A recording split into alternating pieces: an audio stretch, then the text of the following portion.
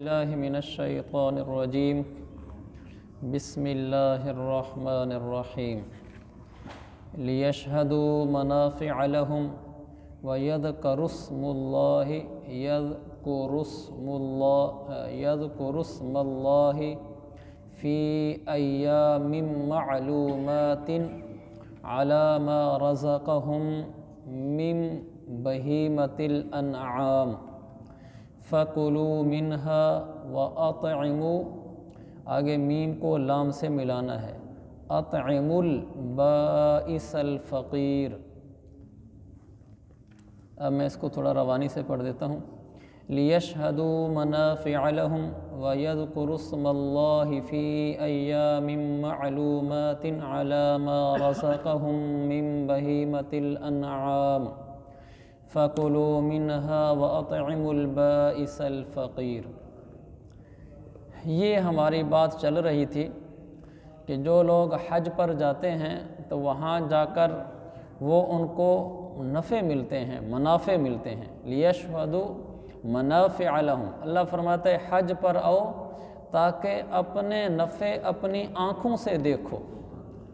تو قرآن بھی عجب ہے، ویسے ہر روز ہی میں یہ لفظ کہہ جاتا ہوں کہ اس کے ایک ایک لفظ میں سمندر ہے۔ دیکھیں لِيَشْهَدُوا مَنَافِعَ لَهُمْ، اللہ نے کہا تاکہ وہ اپنے منافع دیکھیں۔ ایسے بھی تو کہا جا سکتا تھا تاکہ وہ اپنے منافع پائیں، اپنا نفع کمائیں، اپنا نفع پائیں، اپنا نفع حاصل کریں۔ یہ سارے لفظ ہمارے یہاں اردو کے لیے نفع کے لیے ہم حاصل کرنے کا لفظ استعمال کرتے ہیں۔ نفع حاصل کیا، نفع کمایا، نفع ملا، نفع پایا۔ قرآن نے کہا لِيَشْهَدُوا، تاکہ نفع کا اپنی آنکھوں سے مشاہدہ کریں۔ یشہدو مشاہدہ کریں، ہماری اردو ہے مشاہدہ کرنا۔ اللہ نے فرمایا حج پر آؤ اور اپنے منافعوں کا، حج کے نفعوں کا، حج کے منافع کا آنکھوں سے مشاہدہ کرو۔ یعنی حج سے جو نفع ملتے ہیں وہ اتنے یقینی ہیں جیسے کوئی آنکھوں سے چیز کا مشاہدہ کر لے، اس میں بھی بھلا کوئی شک ہوتا ہے؟ کوئی شک نہیں ہوتا۔ کہ حج کے ملنے والے نفع بھی ایسے ہی آنکھوں دیکھے نفع ہیں، ان کے بارے میں شک نہ کرنا کہ پتہ نہیں نفع ملے گا کہ نہیں ملے گا۔ تبھی تو یہ نہیں کہا تاکہ وہ اپنے نفع کمائیں، کہ اپنے نفعوں کا آنکھوں سے مشاہدہ کریں۔ تو اس کے نفع کیا ہیں؟ کچھ تو میں نے گزشتہ درس میں بتا دیے تھے۔ ایک میں نے یہ بتایا تھا کہ حج والا کبھی غریب نہیں ہوتا۔ ما عمر حاج قط، ایسے کٹ لگایا اللہ کے نبی نے کہ ہرگز حج والا غریب نہیں ہو سکتا، ہو ہی نہیں سکتا، ہو ہی نہیں سکتا۔ اور پھر جو لگاتار حج عمرہ کرنا شروع کر دے، میں یہ کہا کرتا ہوں اللہ کے نبی نے انویسٹمنٹ کے لیے ہمیں ایک بزنس پوائنٹ دیا ہے کہ ہم یہاں اپنے کاروبار بڑھاتے رہتے ہیں تاکہ میری غربت کبھی میرے اوپر نہ آئے۔ آپ نے دیکھا ہوگا جن لوگوں کو اللہ نے زیادہ سرمایہ دیا ہے وہ کبھی بھی ایک ہی کاروبار میں پیسہ نہیں لگاتے، وہ اس کو مختلف کاروباروں میں لگاتے ہیں۔ مثلا ایک کاروبار میں 50% ڈال لیا، دوسرا بڑا کاروبار ہے اس میں 25% ڈال لیا۔ اگر ایک آدمی کے پاس 10 کروڑ ہے نا، وہ 10 کروڑ اکٹھا نہیں لگاتا، وہ کسی میں 5 کروڑ، کسی میں 2 کروڑ، کسی میں 3 کروڑ۔ وہ اس لیے کہ اگر کسی ایک کاروبار سے نقصان ہو جائے تو دوسرے میں تو نفع ہو رہا ہو، یہ نہ ہو کہ سارا ہی ڈوب جائے۔ تو انسان اپنے آپ کو غربت سے بچانے کے لیے مختلف بزنس کرتا ہے، لیکن ایک بزنس وہ ہے غربت سے بچانے کے لیے جو اللہ کے نبی نے ہمیں بتایا ہے اور حدیث صحیح ہے، اور وہ بزنس یہ ہے تابعوا بین الحج والعمرہ، کہ تم اپنا کچھ پیسہ مسلسل حج و عمرہ، لگاتار حج و عمرہ کرنے کے لیے مختص کر لو کہ یہ بھی میرا ایک بزنس ہے۔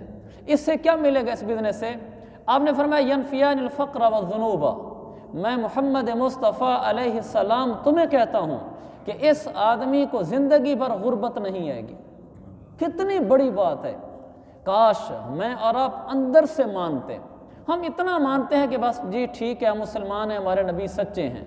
کاش کوئی ایک مسلمان ایسا بھی ہوتا جو کہتا ہاں یہ حق سچ ہے، میرے انویسٹمنٹ کا ایک حصہ ادھر بھی لگا کرے گا، پھر یوں کہتا وہ کہ میں نے جو اور کئی بزنس پوائنٹ لگا رکھے ہیں، یہ بات ممکن ہے کہ ان بزنس سے مجھے کبھی غربت کا سامنا کرنا پڑ جائے۔ آپ نے دیکھو نہیں، کروڑوں پتی غریب ہو جاتے ہیں، پراڈوں پہ پھرنے والے ویگنوں پہ پھر رہے ہوتے ہیں۔ میں نے بھی ایک آدمی دیکھا جو آپ کو میں نے بتایا تھا، تو یہ ہو سکتا ہے، لیکن جو بزنس یہ اللہ ہم نے کھولا ہے کہ لگاتار حج عمرے کرتے رہنا، کہ اس بزنس کے نتیجے میں پروفٹ یہ ہے، منافع لہم، اس کا نفع اور منافع یہ ہے کہ دنیا میں کبھی غربت نہیں آئے گی، مجھے رب ذوالجلال کی قسم اس کو کبھی غربت نہیں آئے گی۔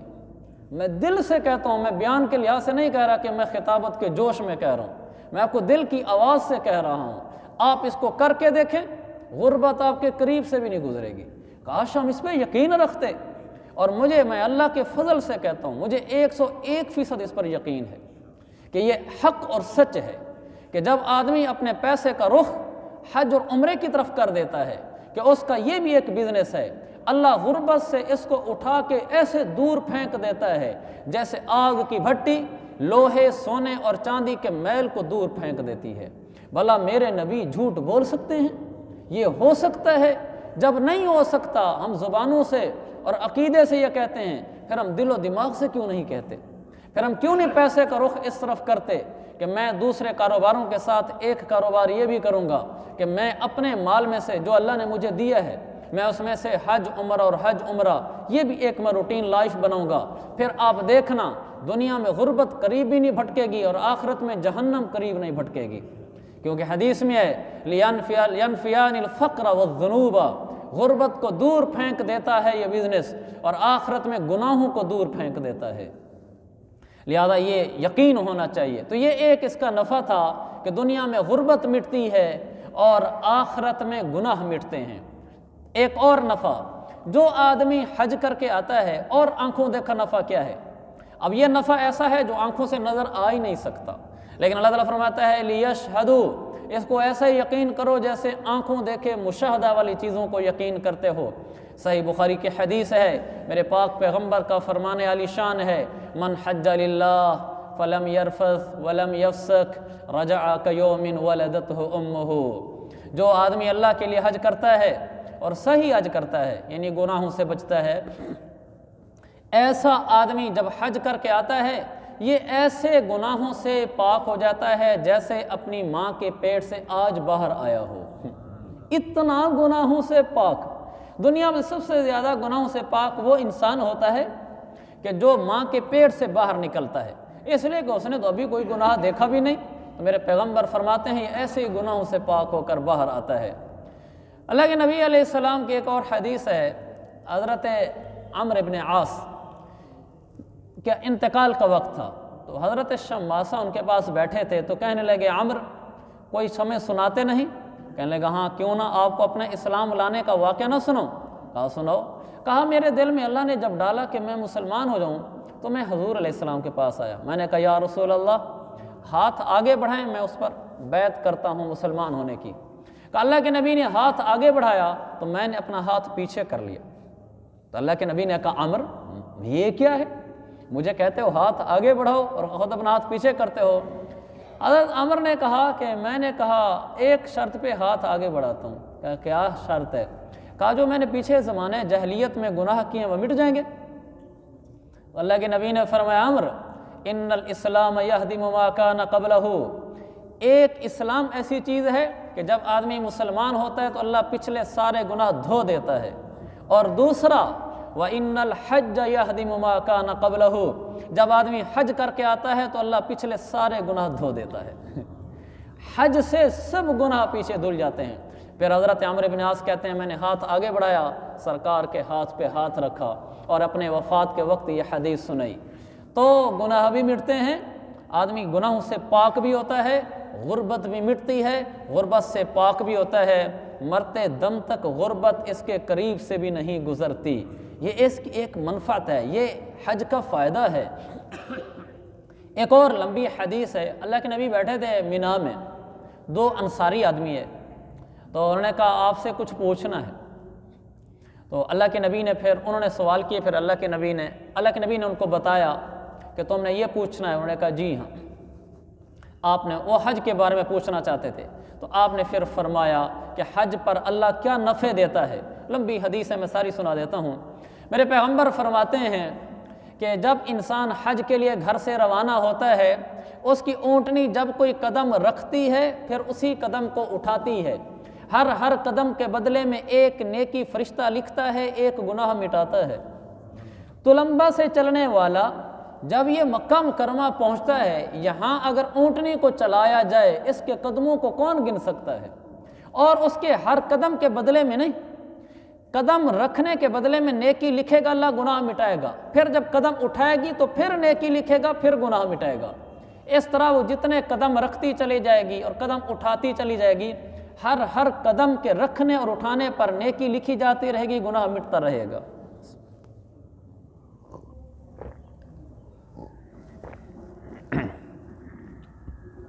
یہ حج بھی چھوڑنے کی چیز ہے۔ پھر آپ نے فرمایا، میں وہ حدیث سنا رہا تھا، وہ حرم پہنچتا ہے، طواف کرتا ہے، جب طواف سے فارغ ہوتا ہے 2 رکعت پڑھتا ہے، اللہ تعالیٰ اس کو ایک عربی غلام آزاد کرنے کا ثواب دیتا ہے۔ طواف کا ثواب تو میں آپ کو پہلے بتا چکا ہوں کہ اس پر بھی جب ایک قدم رکھتا ہے اور ایک قدم اٹھاتا ہے، ہر قدم پر نیکی ملتی ہے، ہر قدم پر گناہ مٹتا ہے۔ پھر یہ عرفات پہنچ جاتا ہے، اس کے بعد پھر صفا مروہ کی سعی کرتا ہے۔ میرے پیغمبر فرماتے ہیں جب صفا مروہ کی سعی کرتا ہے، سعی سے فارغ ہوتا ہے تو 70 عرب غلام آزاد کرنے کا ثواب ملتا ہے۔ پھر جب اس سے فارغ ہوتا ہے، یہ عرفات پہنچ جاتا ہے۔ یہ عجب ٹکڑا ہے حدیث کا، جب یہ عرفات میں جاتا ہے ایک مجمع ہوتا ہے، جمع غفیر، اور اس کی عجب ہی رونق ہوتی ہے۔ آدمی نا ایک نئے جہان میں منتقل ہو جاتا ہے، ایک نئی دنیا آ جاتی ہے سامنے۔ میرے بھائی نے عمرہ کیا ہوا تھا تو میں نے ایک دفعہ انہیں کہا کہ بھائی حج کی تو اپنی ہی شان ہے، عمرہ بھی عمرہ ہے پر حج کی اپنی شان ہے۔ تو وہ مجھے کہنے لگے نہیں، عمرہ عمرہ ہے، عمرے میں بڑا مزہ آتا ہے۔ میں نے انہیں کہا کہ حج بڑی چیز ہے۔ اللہ کی شان ایسے ہوئی کہ ہم حج پہ اکٹھے چلے گئے۔ تو حج شروع ہونے سے پہلے ہی میں نے ان کو ایک دفعہ یہ جملہ دہرایا بھی صحیح، میں نے کہا حج عجب لذت ہے، عجب چیز ہے، عجب دنیا ہے، کیونکہ حج جاتے ہی تو شروع نہیں ہوتا، حج تو اپنے وقت پر شروع ہوتا ہے، جس کی 5 تاریخیں ہیں۔ تو میرے بھائی نے کہا عمرہ عمرہ ہے۔ اچھا، ابھی جب حج شروع ہوا، سب نے احرام باندھ لیے، پہنچے مینا میں اور عرفات میں، تو وہ جو انہوں نے دیکھی ایک نئی دنیا، ہر طرف سفید احرام ہے، لاکھوں کی خلقت ہے اور لاکھوں زبانوں سے لبیک اللہم لبیک کے ترانے ہیں۔ کوئی خیمے کے کونے میں پڑھ کے رو رہا ہے، کوئی سڑک کے کنارے بیٹھا رو رہا ہے۔ یہ میرے آنکھوں دیکھے باتیں ہیں، میں ویسے آپ کو ترغیبہ نہیں کہہ رہا۔ کوئی یہاں کونے میں کسی جگہ چھپا بیٹھا ہے، درخت تھا وہاں ایک درخت نیچے پڑا رو رہا ہے، بلک رہا ہے، تڑپ رہا ہے، لبیک کی صدائیں ہیں، امیر و غریب برابر ہیں، بادشاہ فقیر برابر ہیں۔ تو میرے بھائی نے دیکھا تو کہنے لگا کہ ہاں حج حج ہوتا ہے۔ میں نے کہا ابھی تو ابتدائے عشق ہے، آگے آگے دیکھیے ہوتا ہے کیا، ابھی تو آغاز حج ہے، ابھی تو آپ نے عرفات نہیں دیکھا۔ جب عرفات جائیں گے اور ساری خلقت کھلے میدان میں نکل آتی ہے، مرد و عورت کے پاس 4-5 گھنٹے ٹوٹل ہوتے ہیں، اس نے اسی میں اللہ کو منانا ہوتا ہے، اسی میں پکارنا ہوتا ہے۔ پھر سارے خیموں سے باہر نکل آتے ہیں، پھر آہو بکا ہوتی ہے، ایسی آوازیں آ رہی ہوتی ہیں رونے کی جیسے بیل دھاڑتا ہے۔ یہ آوازیں میں نے خود سنی ہیں، جیسے بیل دھاڑتا ہے، آسمان تک اس کی فضائیں بلند ہو رہی ہوتی ہیں۔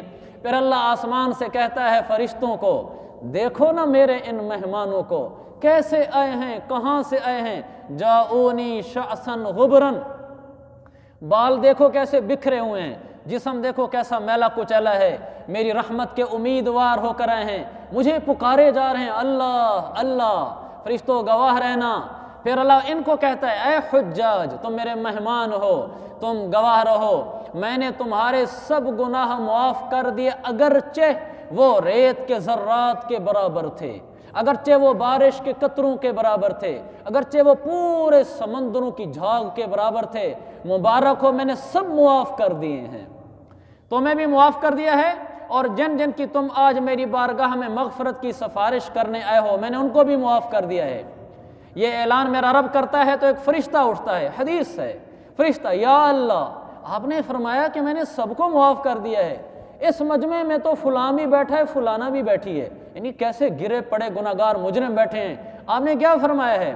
میرا رب فرماتا ہے میں نے ان سمیت سب کو معاف کر دیا ہے۔ یہ ایسا میدان ہے، اللہ ایسے بخشش کے اعلان کرتا ہے۔ پھر یہ عرفات سے آتے ہیں، پھر یہ پہنچتے ہیں یہاں مینا میں، پھر انہوں نے آ کے کنکریاں مارنی ہوتی ہیں، 70 कंकरियाँ होती हैं मैक्सिमम, वरना 49। जब एक कंकरी मारता है, मेरा पैगंबर सल्लल्लाहु अलैहि वसल्लम अपनी ज़बान मुबारक से हमें खुशखबरी सुनाता है। आप फरमाते हैं जब एक कंकरी मारता है, अल्लाह इसकी हर कंकरी के बदले में इसका एक ऐसा गुनाह मुआफ़ करता है कि अगर ये गुनाह मुआफ़ ना होता तो इसको हलाक कर डालता। ऐसा गुनाह 70 कंकरियाँ मारता है तो 70 हलाक कर डालने वाले गुनाह, इसको तबाह बर्बाद कर डालने वाले गुनाह अल्लाह मिटा देता है। फिर इसके बाद ये कुर्बानी करता है जानवर की, तो कुर्बानी का कितना सवाब है, मेरे पैगंबर भी खामोश हो गए। आपने फरमाया इसका सवाब अल्लाह ही जाने इसका सवाब अल्लाह ही जाने। फरमाया इसका सवाब अल्लाह ज़ख़ीरा करके रख लेता है, मुझे भी नहीं बताया कितना देता है, ये आखिरत में जब आएगा तो फिर अल्लाह इसको देगा। यही तो वजह है मेरे सरकार आका अलैहिस्सलाम ने जब हज के मौके पर कुर्बानियाँ की हैं तो आपने 100 ऊँट कुर्बान कर दिए हैं कुर्बानी के लिए, इसलिए कि इसकी नेकियों का सवाब कोई जानता नहीं है। फिर इंसान सर के बाल मुंडाता है, अपनी सारी अकड़ मिटा देता है, बड़ापन मिटा देता है। आज के मर्द का हुस्न उसके बालों में है, आज के जो नौजवान का हुस्न उसके बालों में है। ये हजाम के नीचे सर करके बैठ जाता है, वो उस तरह उठाता है और सारे बाल नीचे गिरा देता है। तो मेरा पैगंबर बोलते हैं, फरमाया इसके बाल जितने थे, हर बाल के बदले में अल्लाह एक नेकी लिखता है, एक गुनाह मिटाता है। इसके बालों को कौन गिन सकता है? ये धुल रहा है। बाल भी कट गए। अब आखिरी फ़र्ज़ रह जाता है हज का, जिस पर हज पाए तकमील को पहुंचता है, वो है तवाफ़ ज़ियारत। जब ये तवाफ़ ज़ियारत करने आता है, आखिरी फ़र्ज़ हज का अदा हो रहा है, इसके बाद हज के तमाम फ़रज़ मुकम्मल हो चुके हैं। तो हज के तवाफ़ के चूँकि 7 चक्कर होते हैं, तो फ़रिश्ता भी इंतज़ार में रहता है कि अल्लाह का ये मेहमान अपना आखिरी फ़र्ज़ अदा कर रहा है, इसको करने दो। जब वो सारा तवाफ़ मुकम्मल करके 7वें चक्कर में पहुंचता है, मेरे पैगंबर फरमाते हैं पीछे एक फ़रिश्ता आ जाता है। जब ये 7वें चक्कर को कंप्लीट करता है, एक फ़रिश्ता आता है, इसके 2 कंधों के दरमियान हाथ रखकर थपकी देता है और कहता है इअमल फ़ीमा तस्तक़बिल फ़क़द गुफ़िर लका मा मदा। मुझे अल्लाह ने पैगाम देकर भेजा है, तुझे आखिरी तोहफ़ा दे दूँ यहाँ से घर जाते हुए कि पिछले सारे गुनाह अल्लाह मिटा चुका है, नाम अमाल से मिट चुके हैं वो। मैं यही बताने आया था, इअमल फ़ीमा तस्तक़बिल, आइंदा से नए लिखने शुरू कर जो तेरा दिल करे, पिछले सब मुआफ़ कर चुका हूँ। ये मेरे रब ने मुझे पैगाम देकर तुझे तोहफ़े के तौर पर बताने के लिए भेजा है। अल्लाह फरमाता है लियशहदू मनाफ़िअ लहुम, हज करने आओ, ऐसे नफ़े दूंगा कि जैसे आँखों देखे होते हैं। इनमें शक ना करना। तो हज वो चीज़ है जो दुनिया भी बनाती है और आखिरत भी बनाती है, और भी इस पर बहुत कुछ है, बस इतना ही काफ़ी है। आगे फरमाया वयज़्कुरुस्मल्लाहि फ़ी अय्यामिन मअलूमात अला मा रज़क़हुम मिन बहीमतिल अनआम। तो एक तो अल्लाह ने फरमाया ये उसके मुनाफ़े अपनी आँखों से देखें। दूसरा फरमाया मुतअय्यन दिनों में उन जानवरों पर अल्लाह का नाम लें जो अल्लाह ने इन्हें अता किए हैं, यानी कुर्बानी का जानवर वहाँ ज़िबा करें और उस पर बिस्मिल्लाह अल्लाहु अकबर, अल्लाह का नाम लेकर उनको ज़िबा कर दें। इस पर क्या मिलेगा मैंने बता दिया है कि अल्लाह के नबी ने नहीं बताया, फरमाया अल्लाह ही जाने। अल्लाह ने अपने पास ज़ख़ीरा करके रख लिया है, अल्लाह वहीं अता फरमाएगा। जानवर वहाँ मुख्तलिफ़ किस्म के होते हैं, कम रेट वाले भी होते हैं, दरमियाने वाले भी होते हैं, ज़्यादा वाले भी होते हैं। जिसको अल्लाह ने माल दिया है वो महंगा जानवर ख़रीदे, जिसको अल्लाह ने माल दिया है वो ज़्यादा जानवर ख़रीदे, जिसको अल्लाह ने माल दिया है वो कुर्बानी के जानवरों की तादाद बढ़ा दे। कि मेरे पैगंबर अलैहिस्सलाम की सुन्नत मुबारका इस लिहाज से कि आपने 100 जानवर किए हैं, अगरचे हमारे लिए हुक्म ये है कि एक कर लो तो काफ़ी है। तो जिसको अल्लाह जैसा माल दे उसके हिसाब से वहाँ जानवर वो ज़िबा करें। फ़कुलू मिन्हा व अतइमुल बाइसल फ़कीर, वो जो कुर्बानी का जानवर ज़िबा किया जाता है उसका गोश्त खुद भी खा सकते हैं या नहीं खा सकते।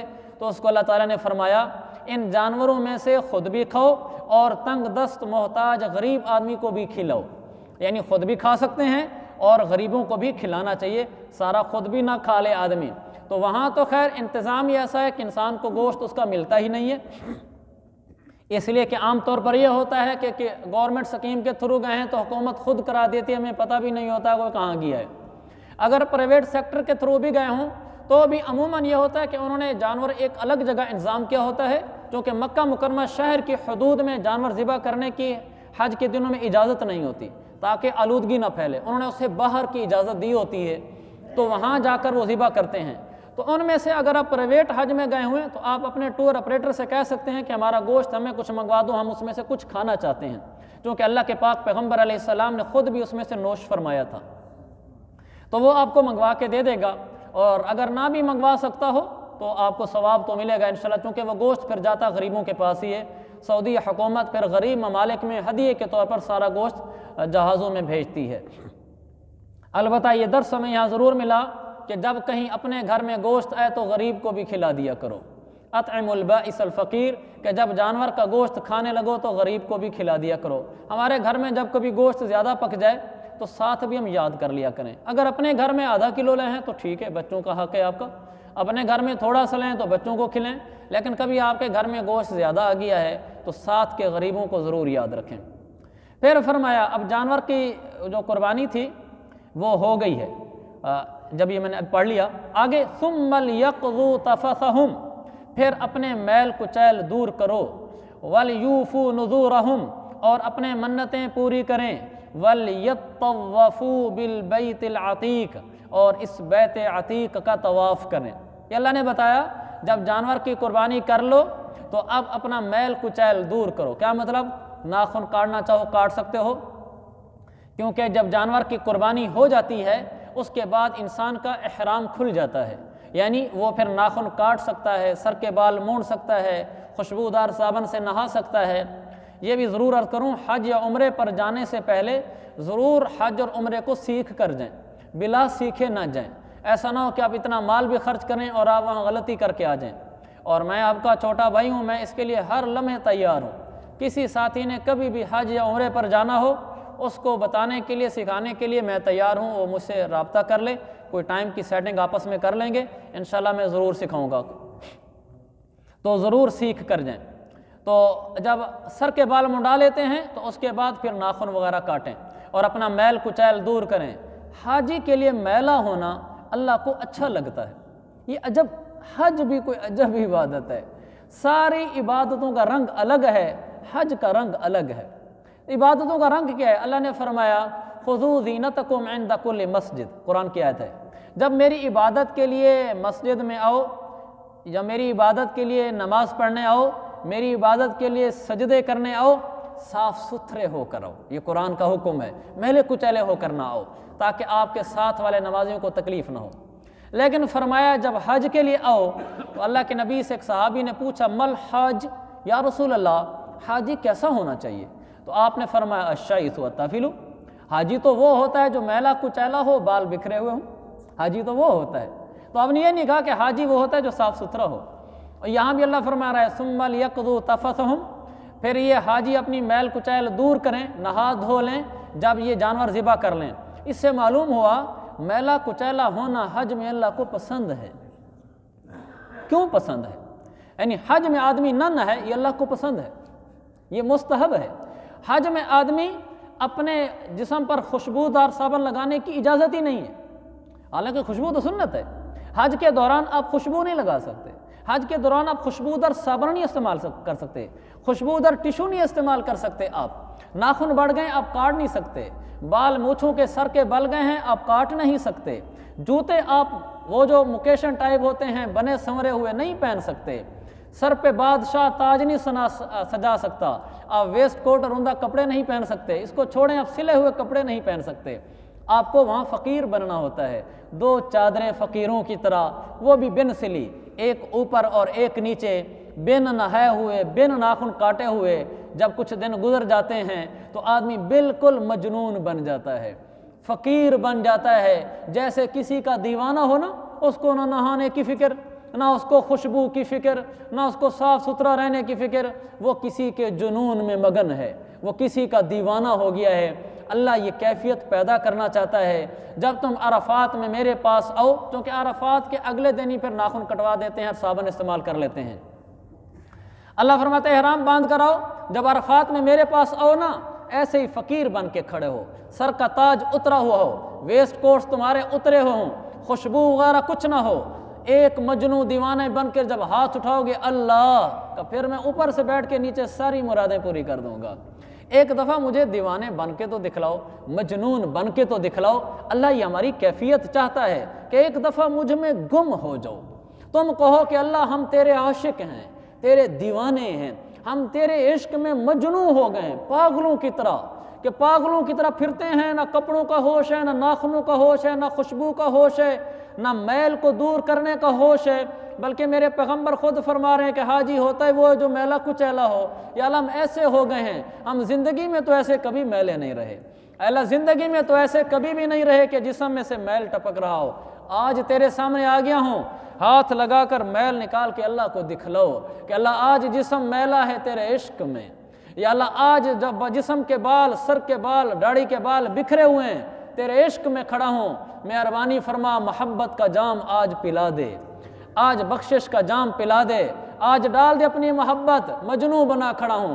پھر ہاتھ اٹھتے بعد میں ہیں، قبول دعائیں پہلے ہوتی ہیں۔ عجب سفر عشق ہے حج کا بھی۔ تو اللہ تعالیٰ نے فرمایا میل کچیل دور کرو، وَلْيُوفُوا نُذُورَهُمْ، کوئی منت مان کر آئے ہو تو اپنی منت پوری کر لو۔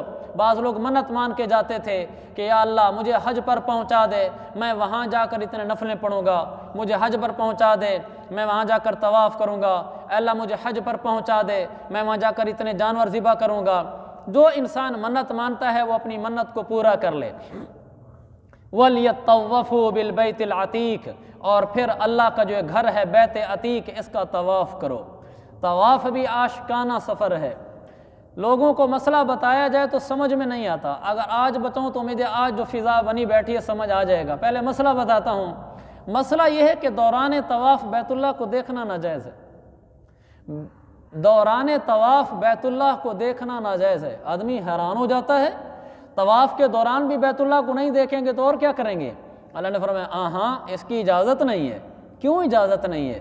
بھلا مجنوں دیوانے کو بھی پتہ ہوتا ہے دائیں بائیں کچھ دیکھنے کا، وہ تو پاگل ہوتا ہے، وہ تو چکر ہی کاٹے جا رہا، تو اس کو یہ بتایا گیا یہ تیرے محبوب کا گھر ہے، یہاں چکر کاٹ، بس وہ جت گیا، پھر وہ چکر ہی کاٹے جا رہا ہے، نیر بہے جا رہا ہے، روئے جا رہا ہے، اس کو عورت بھی ٹچ ہو جائے تو پتہ نہیں چلتا۔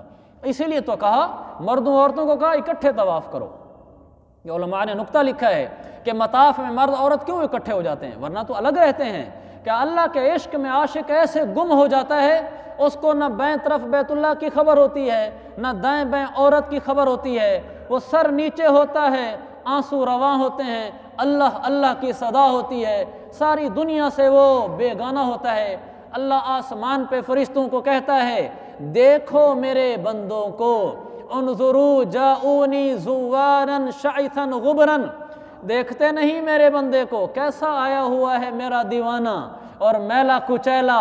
یہ دیکھو فرشتوں، تم کہتے تھو کہ اللہ تو آدم اور آدم کی نسل کو بنا رہا ہے، دنیا میں جا کر فساد مچائے گا، دیکھو تو صحیح کیسا دیوانہ ہے، اس کو نہ دائیں بائیں عورت کا پتہ ہے، نہ اس گھر کا پتہ ہے، یہ عاشقوں کی طرح، مجنوں کی طرح، دیوانوں کی طرح کاٹے ہی جا رہے چکروں کو۔ پھر اللہ اس پر فخر کرتا ہے فرشتوں کے آگے۔ اللہ نے فرمایا ذالک، یہ ساری باتیں میری یاد بھی رکھنا، بھول نہ جانا۔ یہ قرآن کی آیت کا ترجمہ کیا میں نے، ذالک، یہ ساری باتیں اللہ فرماتا ہے یاد رکھنا، بھول نہ جانا۔ جو کچھ میں نے تمہیں حج کے بارے میں بتایا ہے ان کو بھول نہ جانا، ان کو پلے باندھنا۔ آگے فرمایا وَمَن يُعَظِّمْ حُرُمَاتِ اللَّهِ فَهُوَ خَيْرُ اللَّهُ عِنْدَ رَبِّهِ، جو شخص بھی اللہ تعالیٰ کے محترم احکامات کی تعظیم کرے گا تو یہ اس کے لیے اللہ کے نزدیک بہت بہتر چیز ہے۔ یعنی اللہ کے حکموں کی تعظیم کرو، حج ہے اللہ کا حکم، اس کی تعظیم کرو، نماز اللہ کا حکم ہے تعظیم کرو، کوئی بھی اللہ کا حکم ہے ہماری سمجھ میں نہ آئے پھر بھی اس کی تعظیم کرو۔ اللہ نے حکم دیا عورت کو پردے میں رہے، سمجھ میں نہیں آیا پردے میں کیوں رہے، اللہ نے کہا میرا حکم ہے تعظیم کرو۔ اللہ کا حکم ہے مرد 2 حصے رکھے گا، عورت 1 حصہ رکھے گی میراث میں سے، حالانکہ عورت کمزور ہے، عورت کو 2 حصے رکھنے چاہیے، وہ کما نہیں سکتی، مرد تو کما سکتا ہے، وہ 1 حصہ رکھے۔ اللہ نے فرمایا میرا حکم ہے تعظیم کرو۔ یہ درس دیا گیا میرا جو حکم ہو عقل میں آئے یا نہ آئے، سر تسلیم خم ہے جو مزاج یار میں آئے۔ اے اللہ جو تیرے مزاج میں آئے، جو تو فرمائے ہمارے سر جھکے ہوئے ہیں۔